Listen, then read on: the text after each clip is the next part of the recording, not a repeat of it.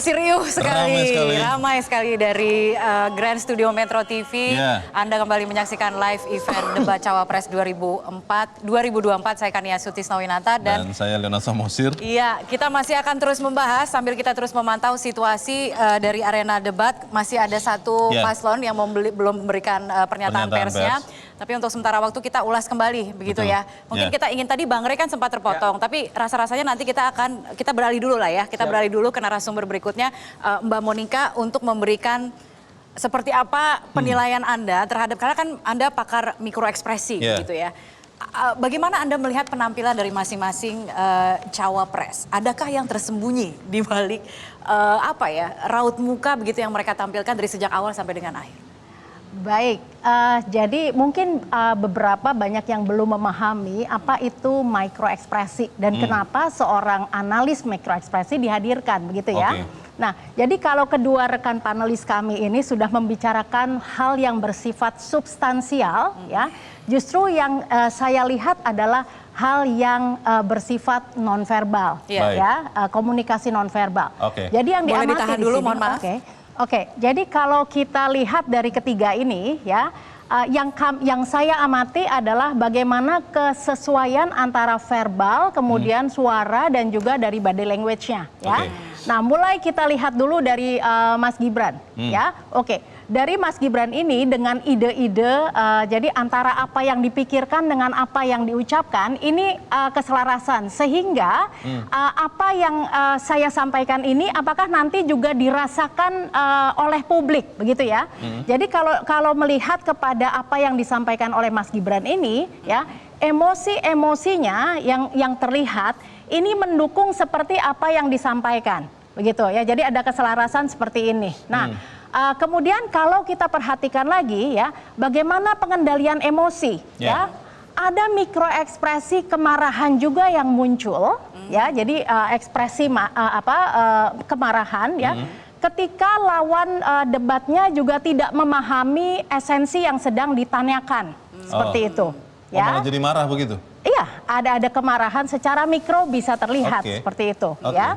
Nah, kemudian juga ketika Mas Gibran ini kemudian kepada Pak Mahfud ya, di mana Pak Mahfud kepada Mas Gibran, nah ini juga yang dibicarakan oleh publik, bagaimana hubungan antara keduanya gitu. Satunya dari generasi baby boomer, satunya lagi dari generasi milenial gitu ya. Pak Mahfud menyampaikan kepada Mas Gibran, Mas Gibran yang terhormat ya, kemudian juga Mas Gibran bagaimana kemudian berespon terhadap Pak Mahfud ya. Nah, ini ada yang disebut dengan cross cultural communication. Jadi sebagai seorang Solo ya, ini memang berbeda karena kulturnya lebih menghormati kepada yang lebih tua begitu ya. Namun ya, ada ekspresi di mana ketika misalnya SDIP, seperti itu. SGI, bukan SGIE tadi kepada Caimin ya. Ada yang berbeda yang itu beliau juga menggunakan hal tersebut merupakan sesuatu yang sudah dilakukannya di Solo begitu ya. Nah, ini ada ekspresi yang disebut dengan duping delight. Apa itu ya? Ekspresi ketika seseorang berhasil mengalahkan seseorang jadi ada ekspresi tersenyum seperti suatu senyum kepuasan. Menyeringai begitu ya? Menyeringai sedikit begitu? Saya nggak bisa tunjukin kalau nggak ada. Nanti kita coba cari ya. Secara mikronya itu memang terlihat gitu ya. Jadi artinya sebagai seorang milenial yang hormat atau sopan santun terhadap yang lebih senior ya, tapi ini tidak muncul bisa menyembunyikan juga. Tidak bisa menyembunyikan bahwa sekarang saya lebih superior seperti itu ya. Nah, kemudian kalau kita lihat lagi ke Caimin ya. Nah, kalau dari Caimin ini ketika menjabarkan mengenai visi dan misinya, saya lihat ada pattern yang sama seperti Pak Anies ketika mengatakan beliau ini adalah merupakan oposan begitu ya. Artinya perubahan yang diusung di sini. Nah, jadi ketika visi dan misi disampaikan itu, maka terlalu banyak masih bocor juga ketika menyinggung mengenai sebelah ya. Jadi mengatakan mengenai adanya pemerintah yang memiliki kewenangan yang mutlak seperti itu. Jadi ini banyak menghabiskan waktu di sini. Artinya faktor emosi berperan di sini, gitu ya. Nah, emosinya emosi apa kira-kira yang kemudian ya berperan tadi di kalau situ? kita bilang perasaannya banyak muncul dengan mencolek tetangga sebelah seperti itu, ya. Nah, kemudian kalau kita lihat Caimin ini dengan gimmicknya selepet dan sebagainya itu sangat bagus sekali, begitu ya. Namun ketika kita amati lagi ada mikrogestur yang terlihat ya menjadi suatu keraguan-raguan. Bahkan juga ada gestur dari tangan ya seperti ini ketika di season tertentu mengatakan mengenai infrastruktur seperti itu. Mbak Monica, menarik karena Anda sudah mengatakan selepet. Ya. Tadi saya sering mendengar juga Pak Mahfud mengatakan selesai. Ya. Itu sebenarnya artinya apa sih? Ada makna tertentu untuk mengatakan punctual tepat waktu atau seperti apa? Dan termasuk selepet tadi. Ya, gini.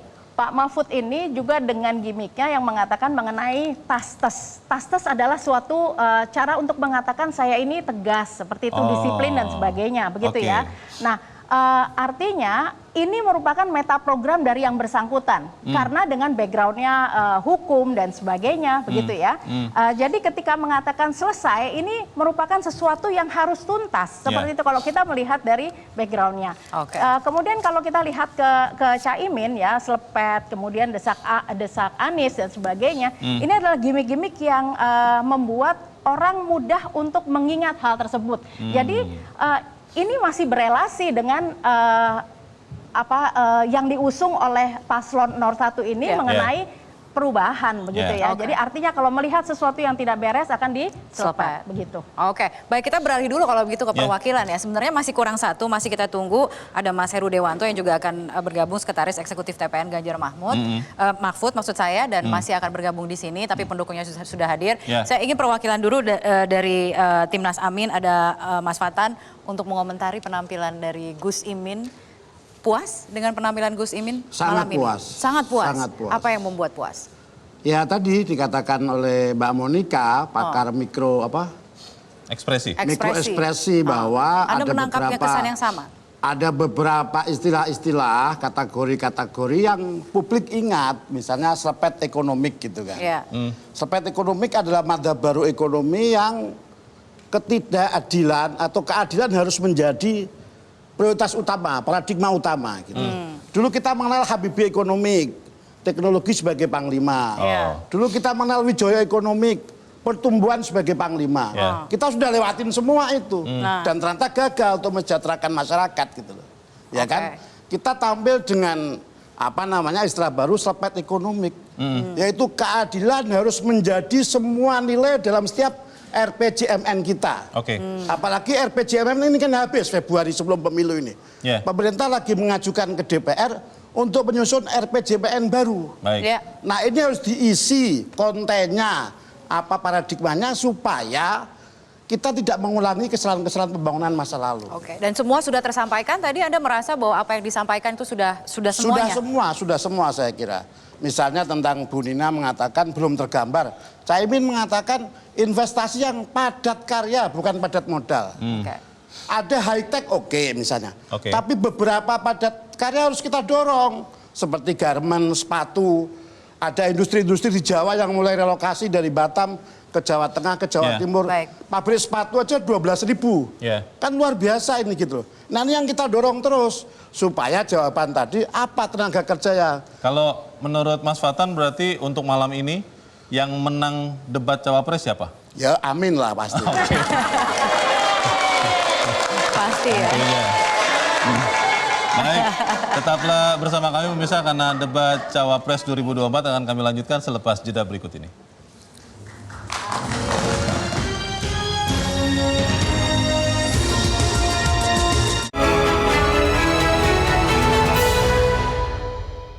Jelajahi cara baru mendapatkan informasi. Download Metro TV Extend sekarang.